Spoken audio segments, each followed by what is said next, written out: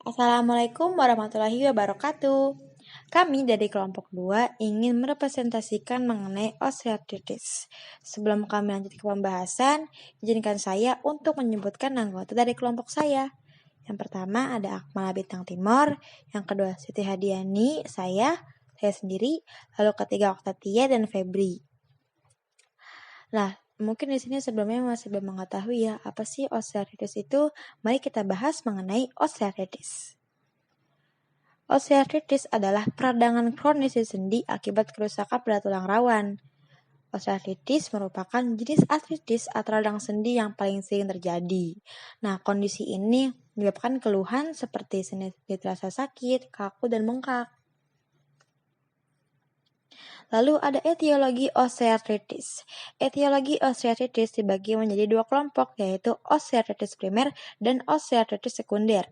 Osteoartritis primer merupakan osteoartritis idiopatik atau masih belum diketahui penyebab jelasnya, jadi kita nggak bisa asal ya guys. Lalu ada osteoartritis sekunder. Nah, penyebabnya itu seperti pasca trauma, misalnya trauma kecelakaan, lalu pelecehan seksual, itu berpengaruh pada sendi kita juga. Nah, ada dari faktor genetik. Genetik misalnya kan di keturunan tuh, sedarah dengan ibu kita atau nenek kita. Mereka memiliki riwayat penyakit osteoartritis. Itu masih memungkinkan seseorang untuk terkena osteoartritis. Lalu ada malposisi. Malposisi ini biasa terjadi pada ibu melahirkan.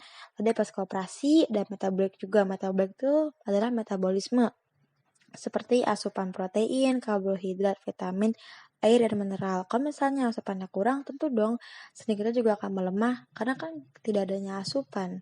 Kalau misalnya asupannya cukup, sendi kita akan kuat, tapi kalau lemah, itu dapat memungkinkan terjadinya osteoartritis. Dan juga ada gangguan endokrin. Nah, gangguan endokrin ini merupakan endokrin ini kan penghasil kelenjar. Kalau misalnya adanya gangguan pada kelenjar endokrin, tentu akan ada gangguan pada sendi juga, karena kalau kelenjarnya lemah berpengaruh terhadap sendi. Nah, di sini ada menurut Haidari pada tahun 2011, osteoartritis memiliki etiologi multifaktoral yang terjadi karena interaksi antara faktor sistemik dan lokal, seperti usia, jenis kelamin perempuan, berat badan, dan obesitas, cedera lutut, penggunaan sendi berulang, kepadatan tulang, kelemahan otot, dan kelemahan sendi memainkan peran dalam pengembangan osteoartritis sendi. Lanjut, manifestasi klinis atau gejala klinisnya. Osteoartritis terjadi karena adanya perubahan pada metabolisme tulang rawan sendi, khususnya sendi lutut. Nah, peningkatan aktivitas enzim yang bersifat merusak makromolekul matriks tulang rawan sendi dan menurunnya sintesis proteoglikan dan kolagen. Ini masih berpengaruh dari ini ya teman-teman, dari metabolisme tubuh seperti asupan protein yang mungkin lemah. Jadi kan berpengaruh tuh pada sendi kita juga. Lalu apa sih tanda-tanda gejalanya? Yang pertama ini ada nyeri sendi. Kalau misalnya adanya gangguan pada sendi kita, tubuh ini akan memberikan sinyal, yaitu dengan nyeri.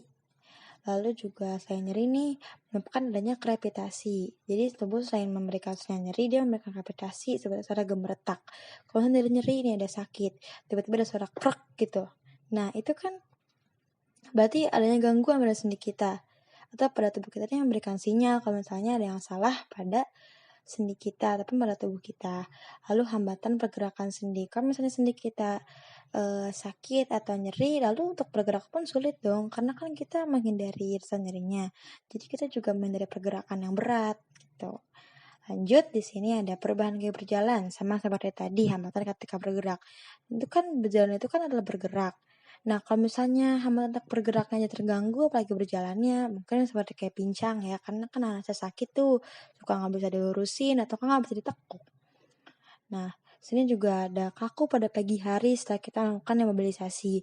Mungkin di sini juga sering-sering banget ya, kalau misalnya habis olahraga nih sorenya, malamnya itu biasa aja. Nah, pas paginya baru terasa tuh sakit atau nyerinya gitu, kayak pegel, nyeri, susah berdiri juga. Nah, seperti itu teman-teman.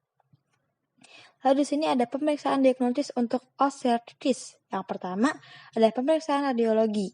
Diagnosis osteoartritis selain dari gambaran klinis juga dapat ditegakkan dengan gambaran radiologi.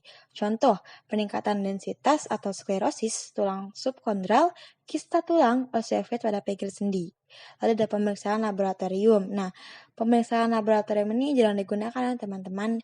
Biasanya dia untuk membantu dalam mengidentifikasi penyebab pokok pada osteoartritis sekunder. Nah, lalu ada pemeriksaan marker destruksi rawan sendi. Destruksi rawan sendi pada osteoartritis melibatkan proses degradasi matriks molekul yang akan dilepaskan dalam cairan tubuh seperti dalam cairan sendi, darah, dan urin. Baik teman-teman, mungkin itu saja yang dapat saya sampaikan. Semoga apa yang saya sampaikan pada saat ini dapat bermanfaat bagi kita semua. Saya tutup. Wassalamualaikum warahmatullahi wabarakatuh.